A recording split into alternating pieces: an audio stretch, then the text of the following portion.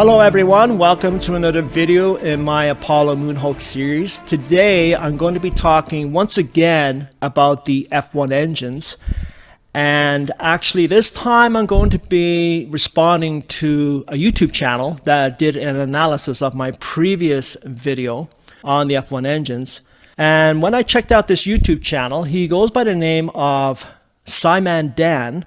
He seems to spend a lot of time going after people who believe in the flat earth theory. That's okay with me. Whatever one wants to do with his time is his business. I don't subscribe to the flat earth theory, but he finds it an interesting subject. So anyway, I would like to specifically respond to a comment that he had made in my video on the F1 engines. Now, for those of you who haven't seen the video, I was talking in there about the minimal testing that was done. More specifically, I was talking about the minimal flight testing.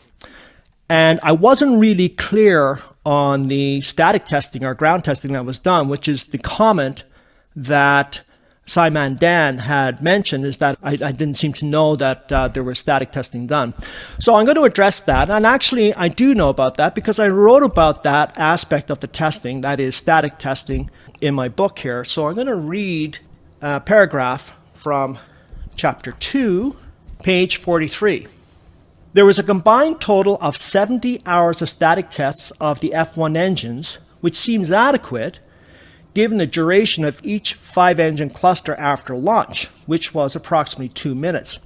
Now, what I mean by that is, after each launch of the Saturn V, the F1 engines, of course, in the first stage of the Saturn V, would launch to an altitude of 40 miles for a duration of 2 minutes before that first stage and the 5 F1 engines were jettisoned.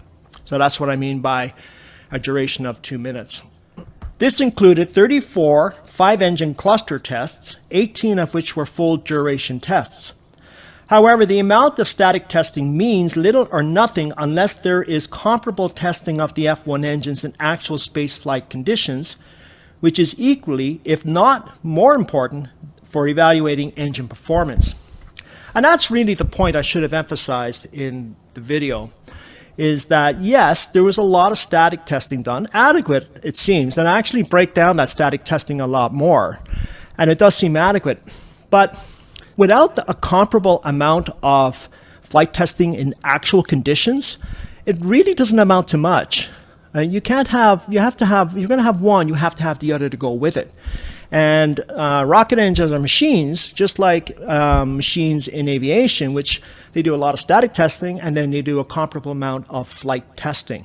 Now, they had means of doing this on the ground, simulating atmospheric pressure and forces on a rocket, but they couldn't really duplicate that at that time anyway, the 1960s, at the altitude that the first stage of the F1 engine was going up to, which was 40 miles. So they really didn't have a lot of opportunity to see how the atmospheric forces were working on the first stage and how that would have affected the performance of the F1 engine. So that's why that, I talk about the minimal testing of the Saturn V as it really applies to the first stage and the F1 engines. So I just want to clarify that for everyone there. So I will actually post a video, my own video on this, so you can see where Scimandan is coming from. But anyway, in response to that, to conclude this, is that I did talk a lot about the static testing in my book. And I'm going to be discussing this a lot more in future books and videos. So I ask everyone to leave your comments below. I will try to get to some of them. And I will see you all again in the next video. Bye for now.